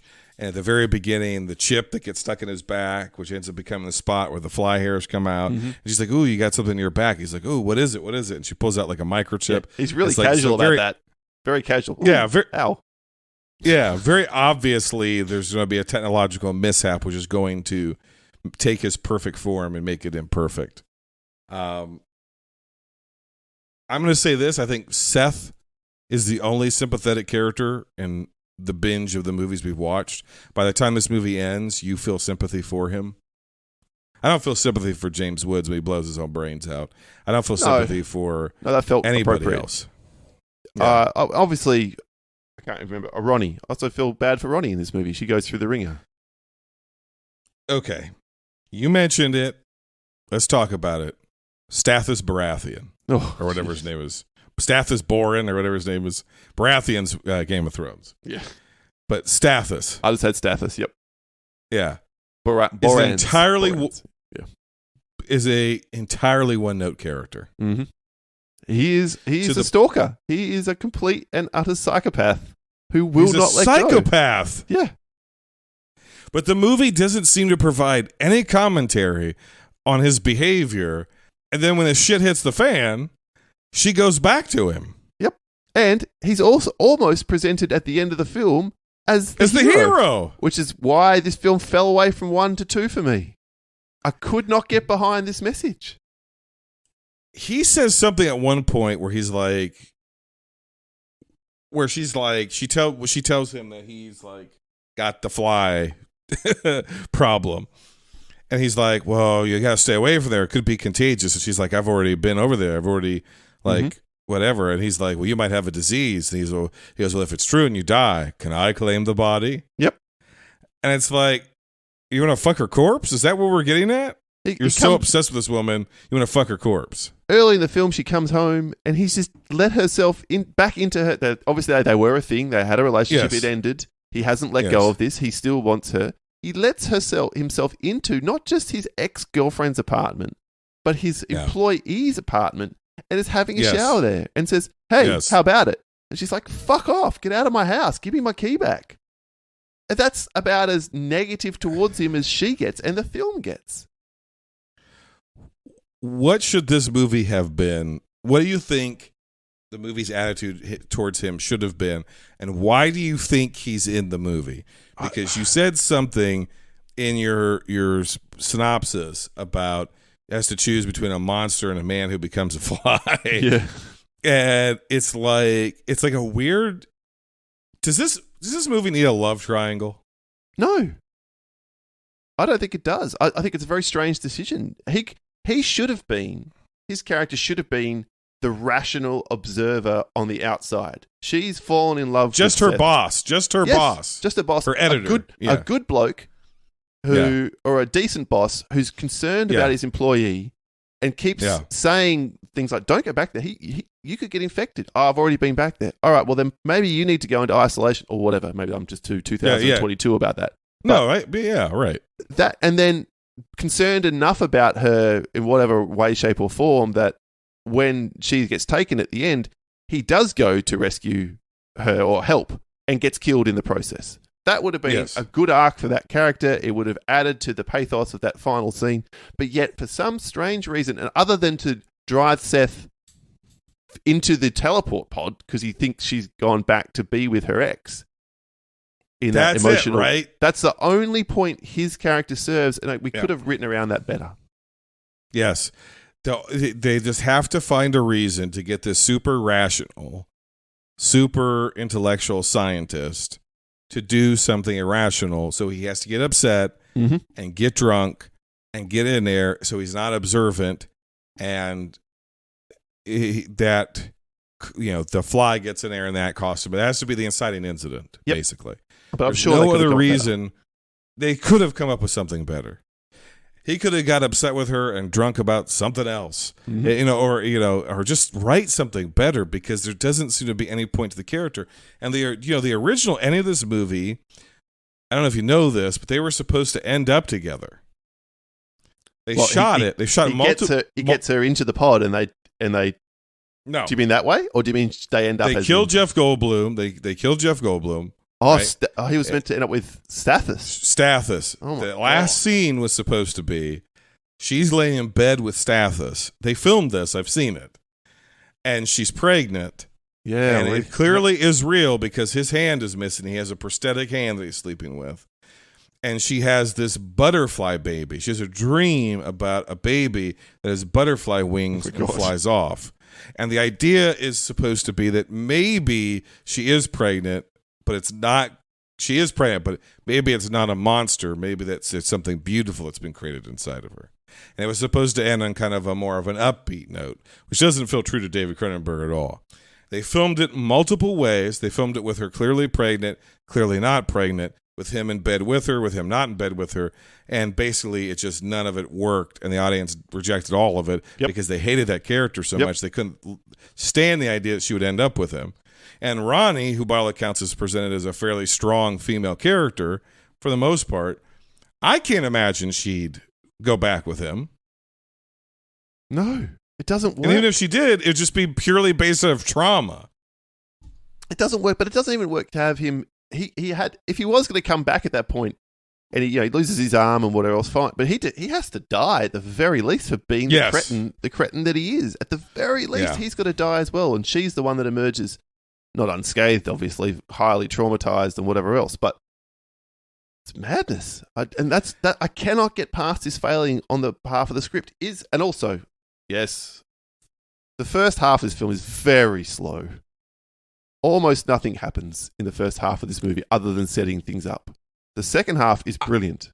The effects, Honestly, I find myself liking the first half better because I have such an affinity for Seth that I find from the moment he gets in the pod, I find it disturbing to the point of I like this character so much. I don't want to see his genetic undoing, his cosmic undoing. Yeah, and it's just I'm not saying it's bad. I'm just saying, oh God, the dread just immediately starts building inside of me because of it. So it affected you that way. I watched this with my wife, or at least the first half of this with my wife, and she got up and said, "I'm bored. I'm going to bed." Wow. Did not grab her at all, and I had to agree with her. I'm like, it's a very short film, and thank you, by the way, A, David Cronenberg, and B, Jason from Binge Movies, for picking a whole bunch of films that aren't over 2 hours to watch. I think the longest of which is the one film we haven't talked about yet. But this is a really tight, 95 minutes? Yep. It's the first half. I said slow, and it kind of. I was also. We were getting in conversations with my wife, and I was finding it hard to sort of pay attention. I've seen it before, obviously, so. Fucking bullshit! But the second half, it really does take off from me, except for this fucking Stathis character. And my notes are resplendent with time and again. The film says this is okay. The film says Stathis' behavior here is okay. Yep. This is how you treat women. Yeah. There's an easy solution to both of these problems. Did this occur to you as it occurred to me? Please. When Seth realizes he's already mid-transformation, and he's typing on the keyboard with the pens and whatnot, and he's like asking the computer, like, what's the solution here? Right? And the solution is you basically have to unsplice yourself with the fly. So you have to add more human DNA. Mm-hmm. That's what the computer tells him. To basically, just the best way to put it is unsplice yourself. Splice yourself with another human to unsplice yourself with this fucking fly. Limit the amount of fly in you. Yes, right. And then you might be okay, right? And so he's like, okay. And then by the time he gets to it, the fly mind and all this sort of stuff, then it's like this idea of like, we'll be the world's closest nuclear family or whatever. That was a good line. And, yeah. And it's like, because that's one of the things he warns her about. He's like, I'm going to stop thinking like a man. I'm going to start thinking like an insect that just takes things and just, whatever. And he's like, I don't want you to come around me. And even before his whole face fucking falls off, he's starting to already think that way, right? It was like, I just want you and I'm going to consume you and we're going to be one and I get to live and blah, blah, blah, blah. There's an easier way to do it, which is he puts Stathis in the splicer. Yep. The telepod. And he transfers with Stathis and they splice the fly segments into Stathis. So you get rid of the cretin, sex offending, Me Too, harassing, stalker, bastard boyfriend. And you save your sympathetic character who, this is all an accident, and you limit the fly stuff as much as possible. Maybe even it seems like he's miraculously cured. You could have a coda of maybe something isn't quite right, pregnant belly, something moves, still ends on a kind of spooky note. Walks up the wall. I'm not saying that's better than this. I'm just saying, according to the internal logic of the movie, there's a more simple solution than him killing Ronnie. It's just kill the guy nobody likes. Yeah. Let him be the guinea pig and put the fly shit in him and go live your life, right? Agreed. I also think that had they gone that route, this film wouldn't be the classic that it's considered to be. No, because you're exactly right, because the absolute downer ending of him getting mixed with the telepod, falling out of the telepod, a full fly creature. Yep. And then just begging for her to kill him non-verbally, and her having to be the one to blow his head off very graphically is so mean-spirited and so dark and so grim that it seals the deal in the movie. You're going to walk out going, okay, that movie fucking affected me and marked me, and God, even if you're not like moved by the death, you're going to be impacted by it. Well, it's certainly memorable.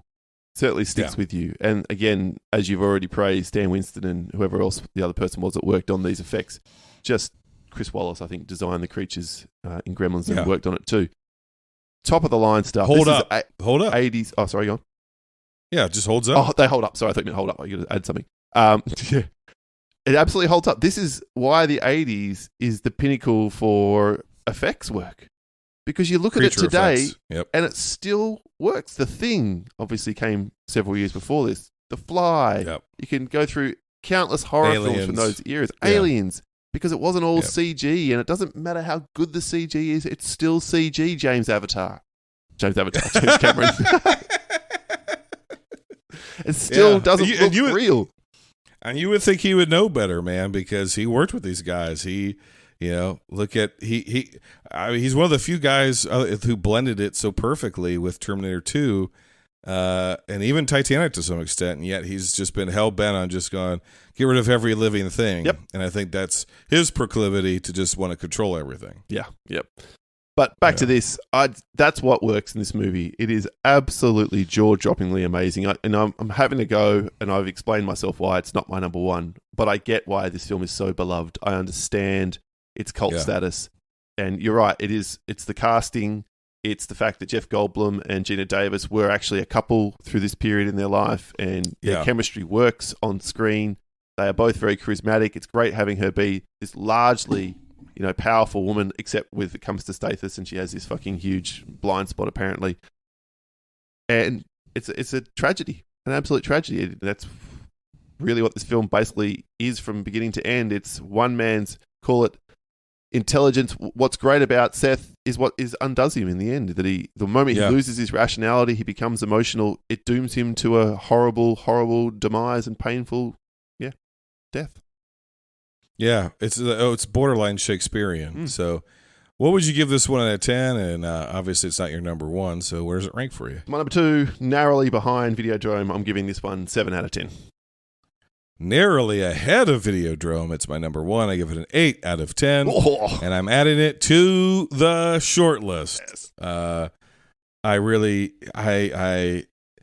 know the movie's effective because, again, I find what happens to Seth so hard to get through. And, and it's really weird because the older I get through, the harder I find it. Yeah, I would agree. Something I've noticed as well, that the older you get, and I think also, I know you're not in this particular state at this point, Jason, perhaps in the future, perhaps not, when you have a kid as well, that sort of softens your outlook on things as well. Lots of my fellow parenting friends have said the same sort of thing, used to watch things and just giggle at them. Now it's like, oh, boy, that's someone's dad or mum or sister or brother. Yeah, you start thinking through the implications, Yeah. All right, well, we're getting soft in our old age, and the internet's making fun of us now. So let's get back to David Cronenberg, who no matter how old he gets, he just gets harder and harder, if you know what I mean. And there's no movie more fitting for David Cronenberg's hard-on than a movie that sounds like a dick pill. I'm talking about 1999's eXistenz, which currently has a 73% on Rotten Tomatoes. There's an intimacy involved in playing eXistenz that is beyond description. In the not-too-distant future, Allegra Geller has created the ultimate escape. The possibilities are so great. This is amazing. A parallel universe called eXistenz. Now I'm warning you. It's going to be a wild ride. But someone wants it stopped at all costs. You're worth a lot of money if you're dead.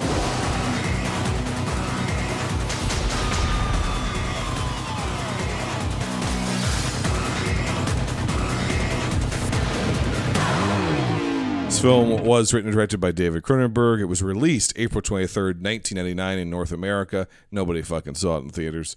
It was released April 30th, 1999 in the UK. Nobody saw it in theaters there either. On a budget of $15 million, this son of a bitch made $2.9 million. Wow. Jeez, I paid some of that money. I saw this in the cinemas. You're a fucking fool, Paul. The line between the mind and the matter blurs when the next-gen console is you. For me, Cronenberg loses his edge in this meant-to-be satirical commentary on gaming culture. Who knows?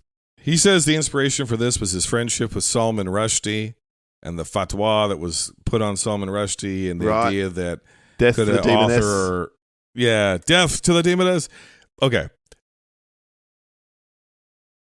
I know Cronenberg, I told you this, like his dialogue is like, other than, probably because there's another writer on it, The Fly, even in his better movies, the dialogue is odd at times and very stilted, and there's weird monologues and shit.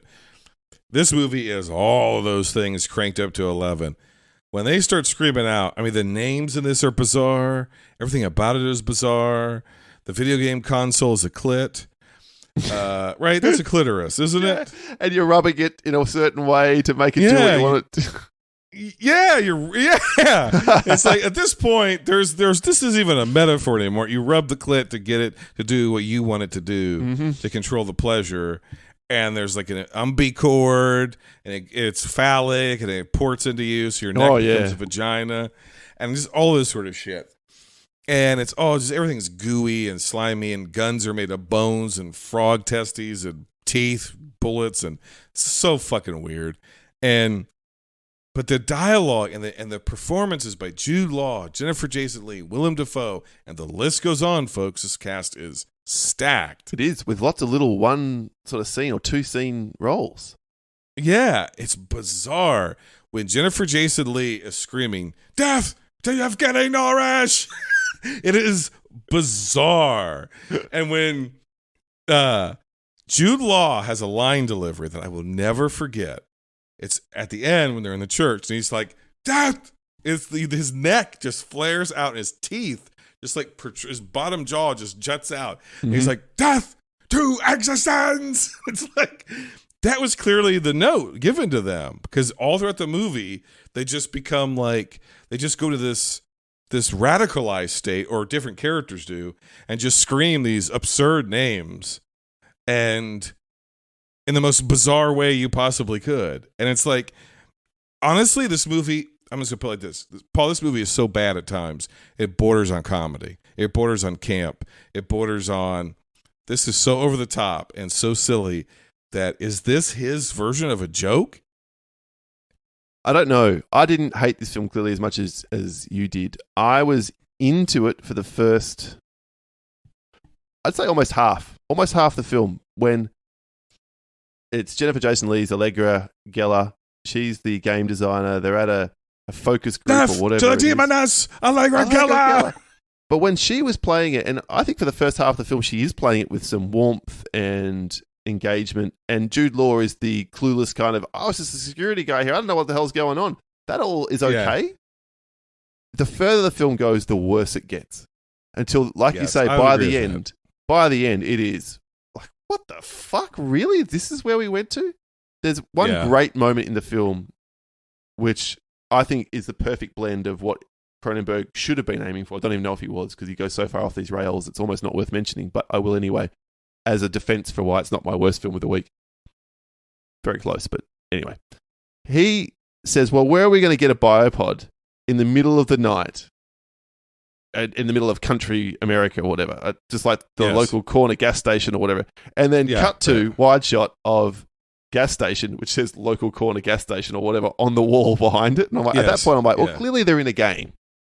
And Cronenberg's telling you that even this early in the movie. But I didn't get that when I watched it in 1999 at the cinema and parted with my hard-earned money to see this film. My dad, of course, we talked about this before, was a hardcore movie guy. This was on home video in the United States this came out, April. This came out on home video about 6 months later, in December. And I had a party at my house. So imagine a bunch of 13, 14, 15-year-olds, somewhere around there, kids from various homes, some of them very sheltered, deeply religious households, some of them just, ordinary, sane households. But, just a lot of these kids had not seen the sort of shit I grew up watching. Your parents are more conscious of the things that they showed them. Now, imagine my dad putting this movie on while he's making us chimichangas. My dad's cooking chimichangas in the kitchen and burritos for a group of now I'm hungry. Teenage boys who are going to eat those burritos and fart up the night. And imagine the movie he throws on for us is eXistenz. Because he's like, well, you guys like The Matrix, right? Which also came out about March or April of 1999. And I saw The Matrix with my dad, and he was nonplussed about it. He was like, yeah, it's all right.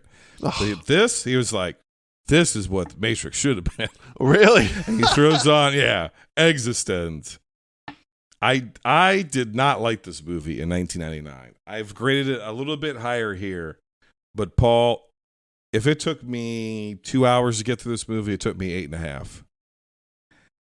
This movie lost me so many times, because at a certain point it's like the turns and are we reality? Yep. We're not in reality. We are in reality. My pod's infected. Your port's infected. Your port has an STD. It gave my pod AIDS. I'm gonna put my tongue into the hole in your back. Yes.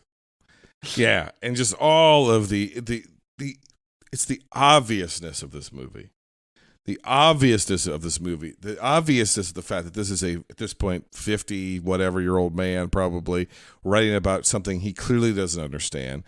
And also, it's the obviousness of the fact that where we were in gaming consoles in 1999, and I guess you could say, well, he's so forward thinking. We were playing on PS1s, the original PlayStations, with polygonal characters. And you're trying to tell me that this is going to do to us what, like, this is Videodrome for video games, right? That's what this is. Yep. And it just feels so redundant, especially after watching Videodrome, where he feels so dialed in and even ahead of his time. This feels so woefully wrong. And I guess if you want to apply, maybe we just need to wait longer with metaverse and Facebook and all this other shit, and we're all going to live in VR and all this sort of stuff. Maybe we'll eventually get to the point where we look back and go, well, he was right again. But I don't think so. I think that this movie's corny. This movie is unintentionally comedic. This movie is tonally inconsistent. It's not exceptionally well directed. If it didn't have the cast that it had, it'd be shit. And that's what my opinion of eXistenz. Yeah, I can't argue with too much of that. I think it's weird that at times I think both Jude Law and Jennifer Jason Leigh in this film are both really good in some scenes and, like you're describing, horrendous in other scenes. It's so inconsistent. There are moments in this film where you're expecting a certain reaction from one of the characters, which would be completely in keeping with what their characters have been established to at this point, where it doesn't happen.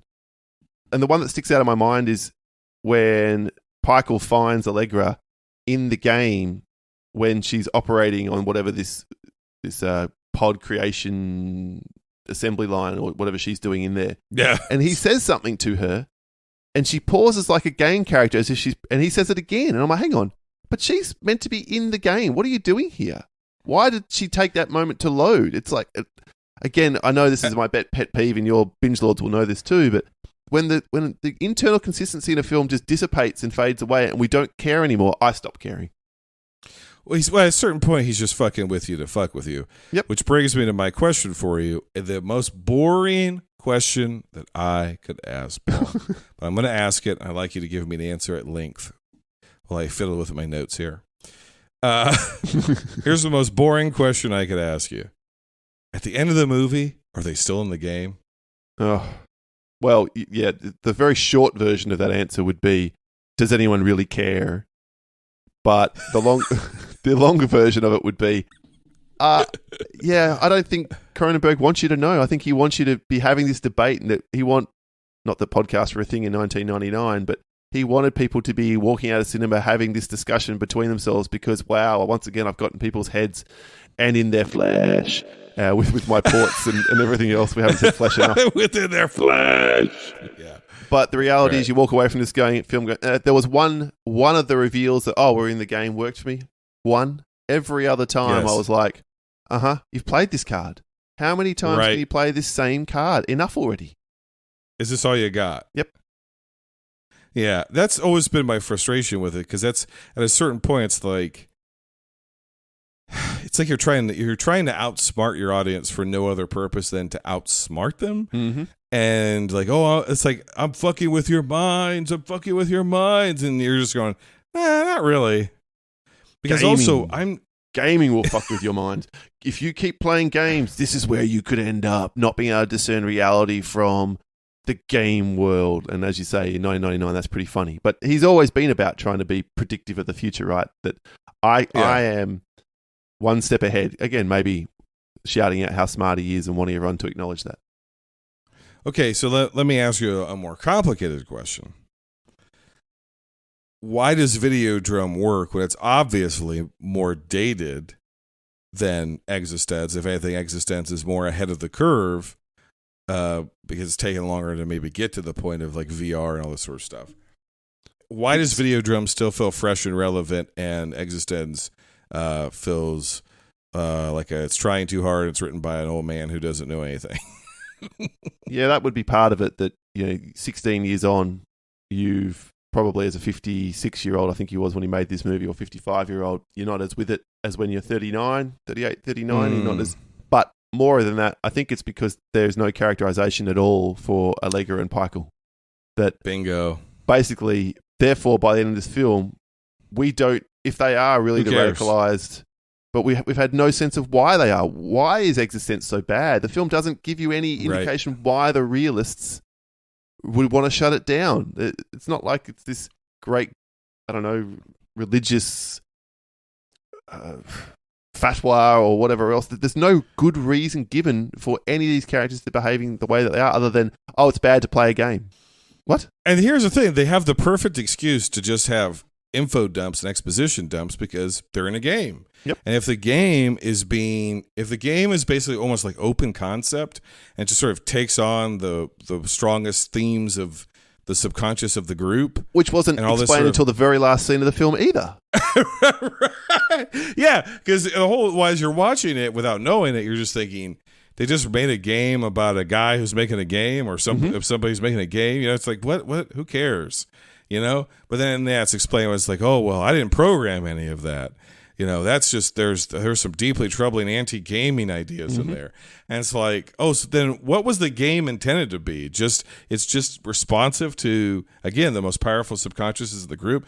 Because I can tell you this, I wouldn't want to be hooked up to and it was funny, is in maybe the real world, it's not a vagina, it's just like actual plastic and it's like an actual machine that they're plugged in. And it's like, I certainly wouldn't want to be plugged into like my subconscious linked Elon Musk style with David Cronenberg. Could you imagine being in his or a fucking bunch of subconscious? strangers. Or strangers. You're in a group of right. these, and some of them are relegated, as one of them, I think maybe it's Willem Dafoe says, I didn't really like the fact that, or maybe it's Callum Keith Rennie, whatever his name is. Yeah. One of them says, I didn't really like the fact that I was relegated to such a small role, but at least I got to play a pivotal role. That was really cool. And I'm like, no, you would be this. You have to be the star of your own game. Who's going to want to sign up to a fucking game where basically, as you say, if someone else's subconscious or mental capacity is stronger than yours, you get relegated to doing fuck all for the majority of it. It just doesn't make any sense, and it's not. Again, it's they could have if that's the plot of the game and that's the road you're going to go down, you could have done a better job within the middle of the movie, is the easiest way to put it, of explaining, like, because you have all these parallels. You have the realist, or you have these people, you have these factions, these people versus these people, and this, and they're trying to kill Allegra, and this, that, and blah, blah, blah, blah.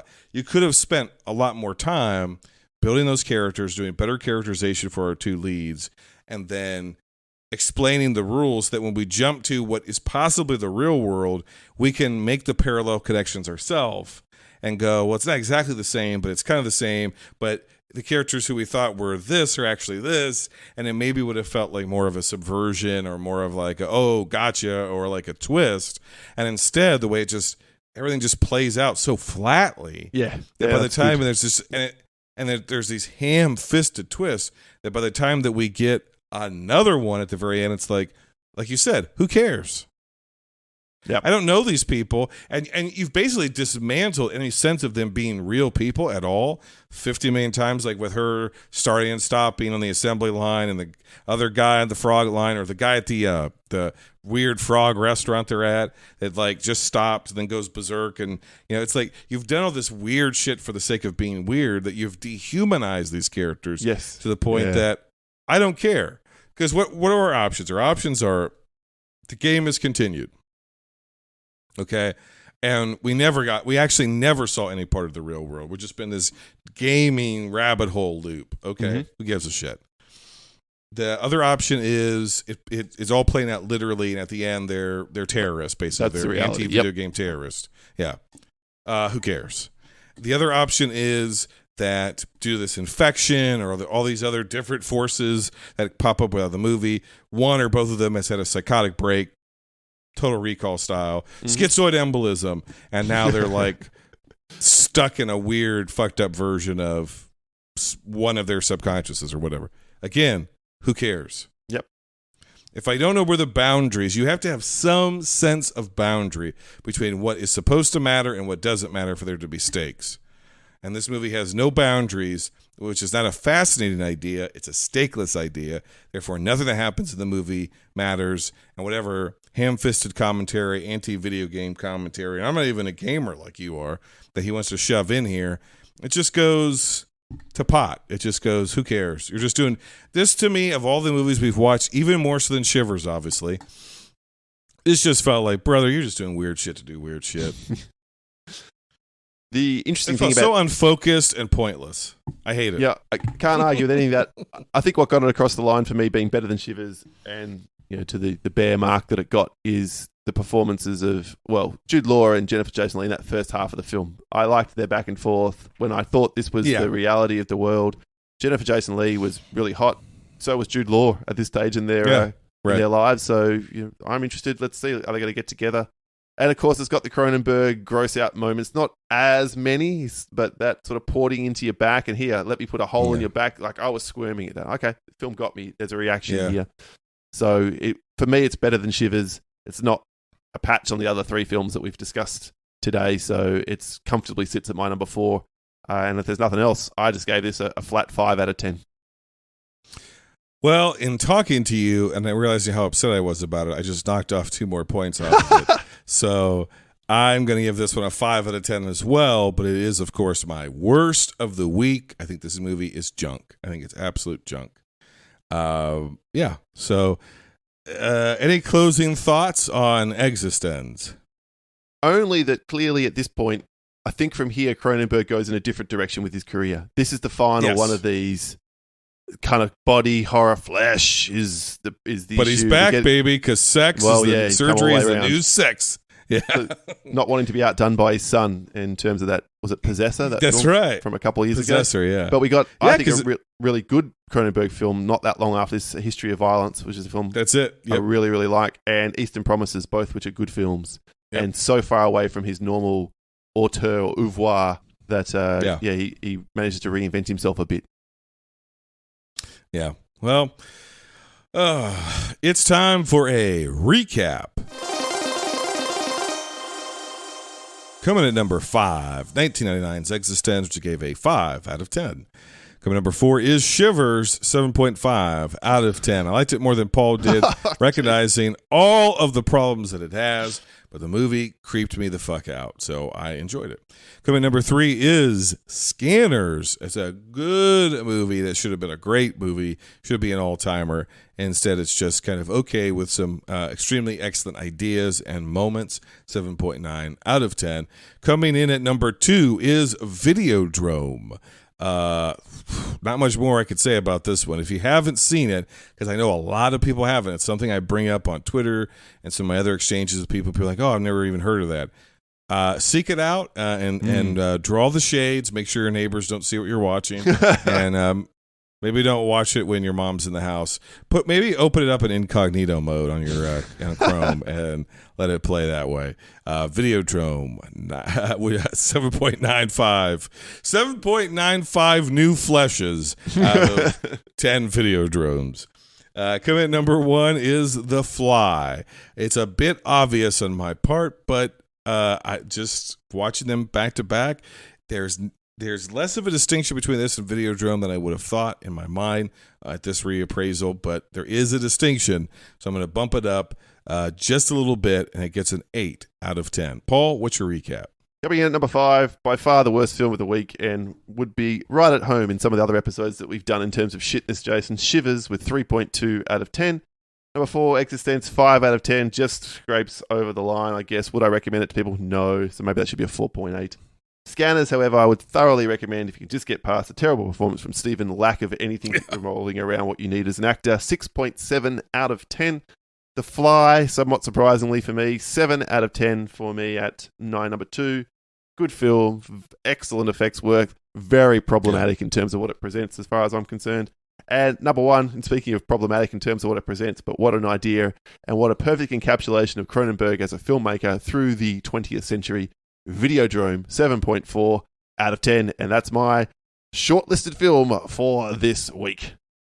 Yeah, so it's going to be, as far as Cronenberg goes, Videodrome versus The Fly. The Fly's going to be the underdog on that one. I am absolutely the underdog. And what it does mean, though, is that whoever represents the guest list is going to have to watch Videodrome. Watch Videodrome! Yeah, so I think I'm adding to the world with that. That's Paul's pervert side coming out. He's like, yeah, he's a sicko. I get to make somebody watch a Videodrome. 2022, right, Paul, not a complete write-off. You already said it somewhere in our conversation. You said this was going to be your recommendation. Maybe it was your recommendation for the guest list. I want your recommendation. It doesn't have to be the same movie. It's just if somebody's listened to this, they are or more or less familiar with David Cronenberg. What's the one movie that you would recommend they check out of these 5 this week?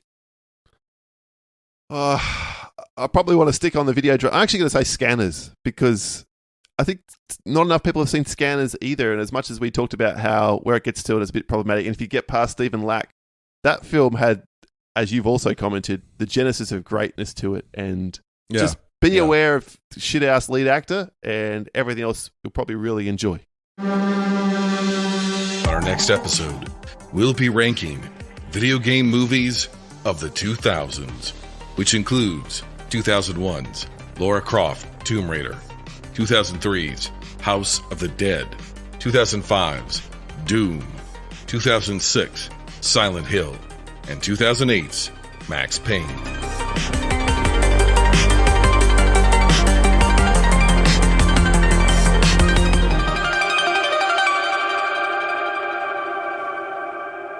You've been a guest many times where people know you well, but in case there's a new listener who hasn't heard you and hasn't heard me torture you on one of these episodes, I don't think I did here. Not at all. You here. No, this has been look, the fact that we're going to come in under 2 hours for a recording proves that you haven't tortured me. So take that as a positive or a negative, depending on which way you view listening to the two of us go back and forth. But you should go back and check out all the previous episodes of the Binge Movies podcast if you haven't already. If you're new to the show and new to me, then check out those episodes and you can hear just what kind of torture Jason has had in store for me several times over. Pretty much the Halloween episode broke me completely and I was a quivering mess by the end of that one. So there's a thorough recommendation. And for our show... You were a mess at the end of the Nightmare on Elm Street series as well. It's become a yearly tradition. And we're doing it all again for the next Halloween. Yeah, it's become a yearly tradition to make you watch every movie in a horror movie franchise for one episode. And by the end of it, both of our voices are hoarse. We don't even really like each other anymore. And you don't even know what your name is or what your scores are, which is very unusual for you. So got it right this week, though. So hooray for those playing along at home. But the next time you'll be back, I think, if I've got my calculations correct, it'll be a horror tradition, a Halloween tradition. Yep. Unlike any other between you and I. And are we revealing we're splitting it into two? We are now. We are now. It's a franchise so big, so massive. We're actually going to do 2 episodes. So you're going to have a season of 5 episodes of our 40% of which 40% is going to be Paul, and 40% is going to be the exact same franchise. Strap yourselves in. Yes, the legend continues. Because they're back. It's Muggers, Zero, and Ghoulies 4. Have I got a treat for you? A satanic story with something for everyone. Like what? Drugs, weird sex, ritualistic stuff, black magic, devil worship. So I'll let you guess which one that's going to be. But should we also tease something we've been working on in the background? Struggling with this ancient ungodly evil, what other horrors await? Maybe even some fun stuff with catheters. Ghoulies 2. I now own a true VHS rental copy of Ghoulies 2. Wow. And it's mostly inspired by you. And am I saying that that's a tease for what we're going to be watching this Halloween? Oh, God. I don't know. Yeah, Ghoulies go to college, Paul. Do you know that? I've seen that. Here's the thing. In America, we won't let immigrants go to college. But Ghoulies. But we will let Ghoulies. Which there's a certain dialect that your people have that I don't understand. Where when they say Australia, it's Australia. Just sound like you said the same thing to me. No, it's wrong. One of them is right. Here's what I'm saying. As a ethnocentric American, as an ignorant, ugly American. Come on now. Don't sell yourself short. You speak more like me, and that makes me feel more comfortable. That's right. Okay. So I've become Americanized in my podcasting era, watching all these films, perhaps.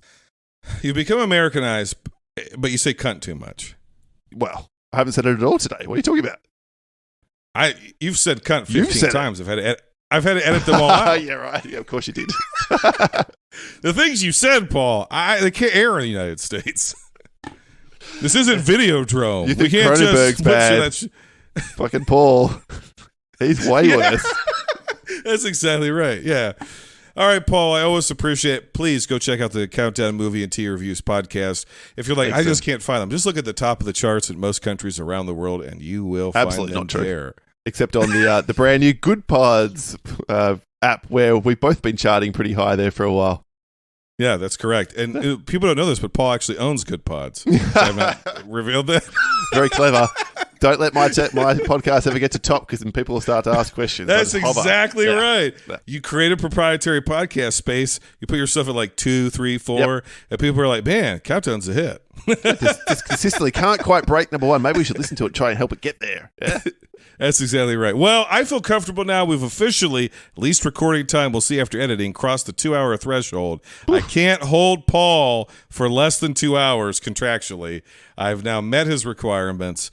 He's had his chance to say everything he wanted to say. We are now officially long-winded. It's time to take us home. Paul, you're my best podcasting friend, even though you don't know my name. And if we never speak again, Jackson, it's been a pleasure. Thank you so much. If we never speak again, Paul, I want you to remember one thing. Please. Until next time, binge on.